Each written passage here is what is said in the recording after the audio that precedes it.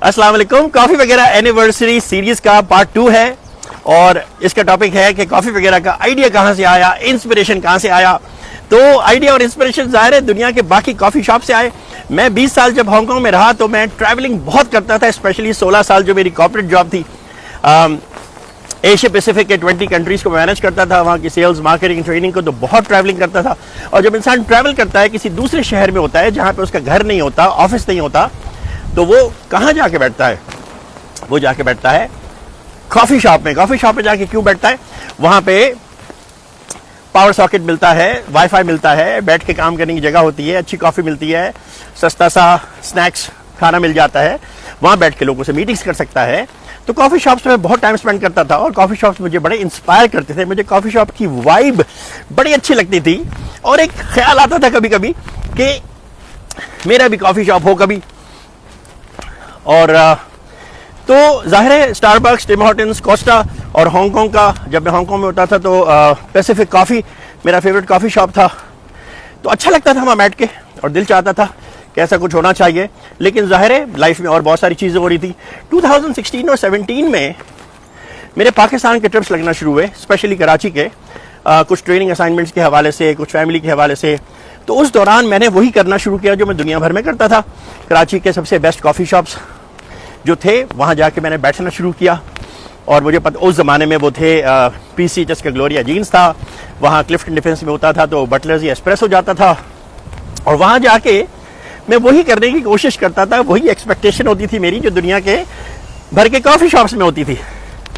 लेकिन जब मैं वहाँ जाता था तो काफ़ी डिसअपॉइंट होता था। कभी पावर सॉकेट नहीं होता था, कभी वाईफाई नहीं होता था, कभी मुझे कॉफ़ी अच्छी नहीं लगती थी।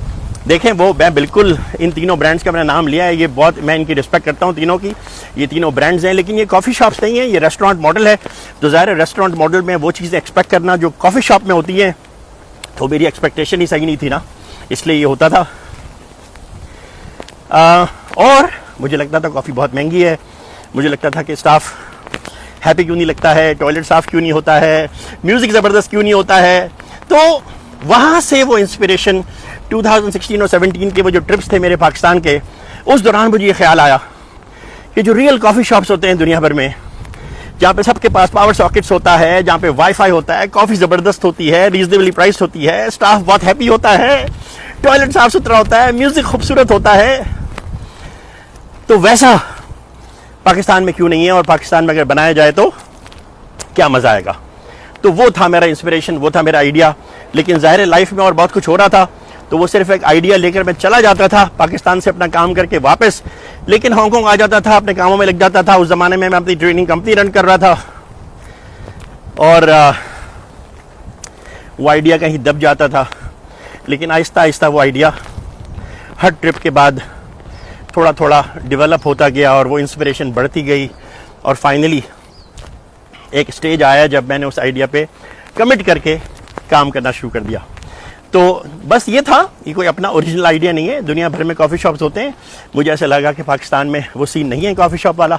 कराची में पर्टिकुलरली वैसे कॉफ़ी शॉप्स नहीं है जहाँ पे बंदा बैठ के सुकून से काम कर सके, वाईफाई इस्तेमाल कर सके, पावर सॉकेट्स बहुत सारे हों, कॉफ़ी ज़बरदस्त हो, स्टाफ हमेशा हैप्पी हो, म्यूज़िक ज़बरदस्त हो, टॉयलेट क्लीन हो। तो मैंने कहा बस वो हम बनाएंगे। तो ये था आइडिया। आज के लिए इतना ही। कोशिश ये होगी कि ये 3-4 मिनट से ज़्यादा की ना हो, लंबी सीरीज़, कम से कम 10 वीडियोज़ होंगी इसके अंदर। वो सारे सवाल जो सारे इंटरव्यूज़ में पूछे जाते हैं, वो सारे सवाल जो स्टूडेंट्स आके पूछते हैं, वो सब इंशाल्लाह इसमें कवर होंगे। अगली सीरीज़ में हम बात करेंगे चैलेंजेस क्या है। आइडिया तो आ गया, फिर क्या हुआ। बस आज के लिए इतना ही। Thank you for watching.